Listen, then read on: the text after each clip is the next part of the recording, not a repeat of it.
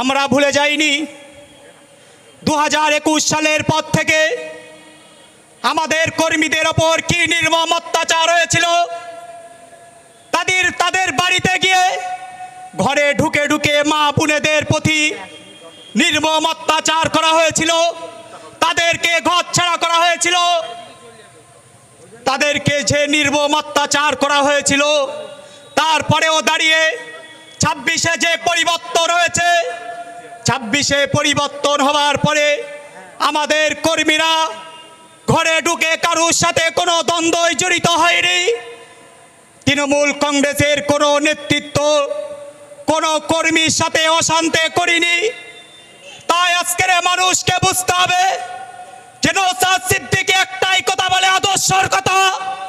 নওশাদ সিদ্দিকী একটাই কথা বলে যে ভাইয়ে ভাইয়ে কাঁধ মিলিয়ে পশ্চিম বাংলার মাটিতে লড়াই করতে হবে, হিন্দু মুসলিম ভেদাভেদ করলে হবে না। আজকের আমাদের কর্মীরা তার প্রমাণ আজকের দিয়ে দিল। আমরা দেখতাম মিডিয়ায় ফোনে খবর বার করলে হারোয়ার খবর আসতো যে হারোয়ার অমুক জায়গায় বোমাবাজি, হারোয়ায় অমুক জায়গায় গুলি। সেই সব গুলি বোমাবাজি থেকে মুক্ত আইএসএফই একমাত্র করতে পারে। আজকের তাকিয়ে দেখুন হারোয়া বিধানসভায় কোনো জায়গায় কোনো অস্তিত্ব তৃণমূল কংগ্রেসের নেই। আজকের যারা 15 বছর ধরে হারোয়া বিধানসভাকে লুটে পুটে খেয়েছে, আজকের তারা ঘর ছাড়া, আজকের তারা ঘর থেকে বার হতে পারে না। কেন? মানুষের অর্থ তারা লুট করেছে। আজকের বিভিন্ন জায়গায় আমরা খোঁজ পাচ্ছি যারা 15 বছর তৃণমূল কংগ্রেসের নেতাদের কাছে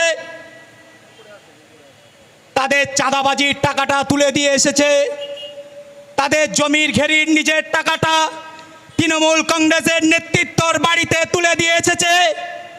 আজকে সেই সব মানুষ ভেবেছিল যে পরিবর্তন হয়েছে, আমরা মনে হয় টাকা ফেরত পাবো, কিন্তু সেটা হয়নি।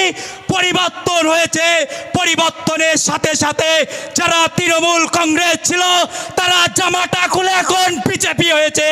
এখন মানুষ গিয়ে টাকাটা ফেরত চাইতে যাচ্ছে, মানুষকে বলছে আমরা বিজেপি করছি, আমরা টাকা ফেরত দিতে পারবো না। তাই আমরা আইএসএফ আমরা বলছি, যারা আপনারা 15 বছর ধরে তৃণমূল কংগ্রেসের নেতাদের কাছে কাটমানির টাকাটা পৌঁছে দিয়েছেন, এখন যাচ্ছেন চোখ রাঙানি দেখাচ্ছে, দাদাগিরি দেখাচ্ছে। চুপ করে আসুন, বাড়িতে চলে আসুন। একবার টাকা চান, যদি টাকা ফেরত না দেয় চুপচাপ বাড়িতে চলে আসুন, লিস্ট তৈরি করুন, আগামী পঞ্চায়েতকে আইএসএফের হাতে তুলে দিন। আমরা কথা দিয়ে যাচ্ছি, 3 মাথার মোড়ে দাঁড় করিয়ে যদি পেটে পা দিয়ে যদি টাকা না আদায় করতে পারি, তাহলে আমরা আমাদেরকে আগামী দিন বলবে। আজকের এই যে হারোয়ায় যে নেতা বড় নেতা বলে দাবি করে, ব্লক সভাপতি, বেতাল বড় বড় কথা, 2 নম্বরের মাটিতে গিয়ে আইএসএফের কর্মীদের নেতৃত্বদেরকে শাসানি দিচ্ছে যে 4 তারিখের পরে দেখা যাব, 4 তারিখের পরে দেখে নেব। আরে 4 তারিখের পরে আইএসএফের কর্মীরা তো মাঠেও আছে, 4 তারিখের পরে তো তোমার দেখা যাচ্ছে না। তাই আজকের তোমার মাটিতে দাঁড়িয়ে তুমি তো আমাকে বলেছিলে 4 তারিখে দেখে নেব। আজকের তোমার মাটিতে দাঁড়িয়ে তোমাকে আমন্ত্রণ রইল, তোমার যদি বুকের পাটা থাকে 2 নম্বরের মাটিতে দাঁড়িয়ে একটা রাজনৈতিক মিটিং করে দেখাও, তারপরে বলবো তুমি বাপের বেটা।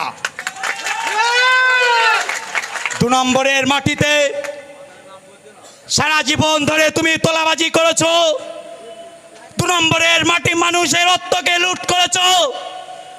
এখন যদি মনে করো আবার 2 নম্বরের মাটিতে গিয়ে বিজেপির জামা পরে যদি মনে করো 2 নম্বরের মাটিতে গিয়ে আবার মানুষের ওপর চোখ রাঙানি দেখাবো, মানুষ কিন্তু আর বোকা নেই, আমরাও তৈরি আছি। যদি এবার চোখ রাঙানি দেখাও, চোখ উপড়ে নেবো, তোমার কোনো বাপ বাঁচাতে পারবে না বলে দিয়ে গেলাম। তাই আমার কর্মীদেরকে বলবো, আইএসএফের ঝান্ডাটাকে শক্ত করে ধরুন। নওশাদ সিদ্দিকীর আদর্শকে প্রতিটা কোনায় কোনায় পৌঁছে দিন। নওশাদ সিদ্দিকীর আদর্শকে যদি আমরা তুলে ধরতে পারি, এই হারুয়ার মাটি থেকে দুর্নীতি হটাতে আমরা পারবো। নওশাদ সিদ্দিকীর আদর্শকে যদি আমরা তুলে ধরতে পারি, দুর্নীতিগ্রস্তদের হারুয়ার মাটি থেকে বিতাড়িত করতে পারবো। তাই এই ঝান্ডাটাকে শক্ত করে আমাদের ধরতে হবে। এই বলে আমি আমার বক্তব্য শেষ করছি। ইনকলাব জিন্দাবাদ, নওশাদ সিদ্দিকী ভাইজান জিন্দাবাদ। হারুয়া বিধানসভার অবজারভার জননেতা পিয়ারুল ইসলাম মহাশয়, বসিরহাট উত্তর বিধানসভার অবজারভার মুসা করিমুল্লাহ ভাই ও মিনাখার অবজারভার পিয়ারুল প্রতীক মণ্ডল মহাশয় ও সকল বিধানসভার অঞ্চলের সকল নেতৃত্ববৃন্দকে আমার সংগ্রামী অভিনন্দন জানাই। সাথে সাথে আমার সামনে উপস্থিত যে সকল কর্মীবিন্দু যাদের লড়াই সংগ্রামের মধ্য দিয়ে আজকের হারুয়া বিধানসভা থেকে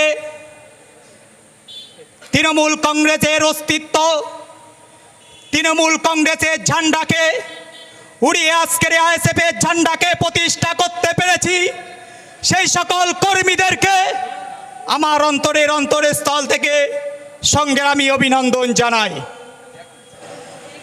যে এক বিরাট প্রতিবাদ সভা, এই প্রতিবাদ সভায়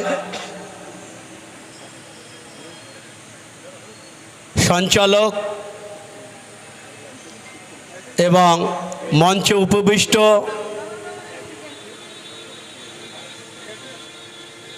হারোয়া বিধানসভার অবজারভার মাননীয় পিয়ারুল ইসলাম মহাশয়, আমাদের মঞ্চে উপস্থিত আছেন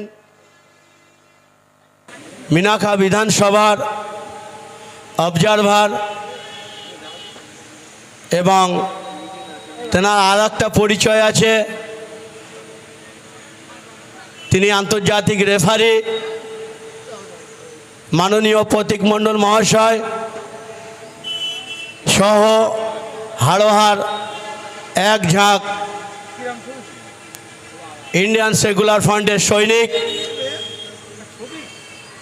এবং মঞ্চের সামনে উপবিষ্ট ইন্ডিয়ান সেকুলার ফ্রন্টের সৈনিক, পথচলতি মানুষ, পুলিশ প্রশাসন, আইবি ডিআইবি, দোকানদার ভাই, পথচলতি মানুষ সকলকেই আমার অন্তরস্থল থেকে ভালোবাসা জানিয়ে গুটি কয়েক কথা বলবো।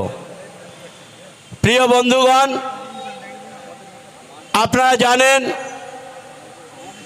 1947 সালে 15ই আগস্ট আমার দেশ এই ভারতবর্ষ স্বাধীন হয়েছিল, ব্রিটিশদের গোলামি মুক্ত করেছিল। আমার এই ভারতবর্ষের বিভিন্ন সম্প্রদায়ের মানুষ তাদের টন টন রক্তের বিনিময়ে আমরা স্বাধীনতা পেয়েছিলাম। সেই স্বাধীনতার স্বাদ আমরা কতটা পাচ্ছি এটা বিশ্লেষণ করার প্রয়োজন অবশ্যই আমাদের আছে বা করতে হবে। তৎকালীন সময় যারা রক্ত দিয়ে ব্রিটিশদের বিরুদ্ধে সংগ্রাম করে এই ভারতবর্ষটাকে স্বাধীন করেছিল, তাদেরই পরিবারের লোকজনদেরকে আজকে বিদেশি বলে আখ্যা দিচ্ছে।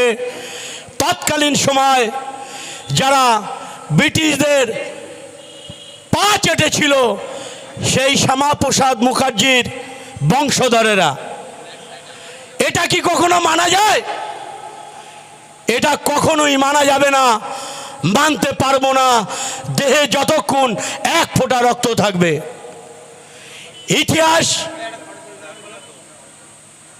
ইতিহাসের মতো করে চলবে। ইতিহাসটাকে যদি কেউ মেটাতে আসে, সংবিধানটাকে যদি কেউ মেটাতে আসে, সংবিধানের উপরে যদি কেউ হস্তক্ষেপ করে, এই ভারতবর্ষের মধ্যে যত রাজনৈতিক দল থাক না কেন, কেউ কথা না বললেও ইন্ডিয়ান সেকুলার ফ্রন্ট কথা বলবে বলবে বলবে। যতক্ষণ দেহে এক ফোঁটা রক্ত থাকবে আমরা কিন্তু বসে আঙুল চুষব না। এই ভারতবর্ষ স্বাধীন হয়েছে, এই ভারতবর্ষকে বহু রাজনৈতিক দল শাসন করেছে, শাসনের নামে শোষণ করেছে। এই বাংলাটাকেও বহু রাজনৈতিক দল শাসন করেছে, শাসনের মধ্য দিয়ে খালি মানুষকে শোষণ করা হয়েছে। তার প্রতিবাদ 2021 সালে আইএসএফের জন্ম তখন থেকে করে যাচ্ছে, আর আগামী দিনেও করবে। অন্যায়ের সঙ্গে কখনো ইন্ডিয়ান সেকুলার ফ্রন্ট আপোষ করেনি, আজও করবে না, আগামী দিনেও করবে না। এটাই হাড়োয়াবাসীকে বলতে এসেছি, হাড়োয়া বিধানসভার মানুষদেরকে বলতে এসেছি। আপামর জাতি ধর্ম বর্ণ নির্বিশেষে প্রত্যেকটা নাগরিকের কাছে আমরা এই বার্তা দিতে চাই। আমরা বলেছিলাম তৃণমূল কংগ্রেস যখন এই বাংলা শাসন করছে বা শাসন করার আগে, এই মমতা বন্দ্যোপাধ্যায় যখন কংগ্রেসের সঙ্গে ছিল, কংগ্রেস থেকে ভেঙে কংগ্রেসের সঙ্গে মতনৈক্য করে তৎকালীন বিজেপির ইন্ধনে বেরিয়ে এসে এই মমতা বন্দ্যোপাধ্যায় নতুন দল গঠন করেছিল। আমরা সেই ইতিহাস কিন্তু ভুলে যাইনি। তখন 34 বছর আমরা জানি এই সিপিএম তখন সরকার, তখন রাজ্যটা চালাচ্ছিল।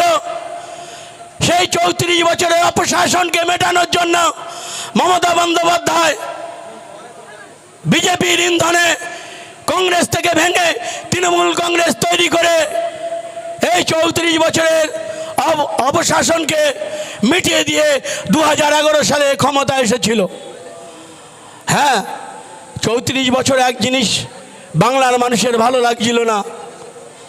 34 বছর তারা দায়িত্ব ছিল, যতটা উন্নয়ন ঘটানোর কথা ছিল তারা তার শিকি পরিমাণ উন্নয়ন ঘটাতে পারেনি। এটা ঠিকই, পরিবর্তনের দরকার ছিল, মানুষও পরিবর্তন চেয়েছিল। বিরোধী হিসেবে তখন মমতা বন্দ্যোপাধ্যায় 100% খাঁটি ছিল, আমিও আজকে এই মঞ্চ থেকে বলছি। কিন্তু তিনি যখন 2011 সালে ক্ষমতায় আসলেন, ক্ষমতার স্বাদ গ্রহণ করলেন, বাংলার মানুষ যখন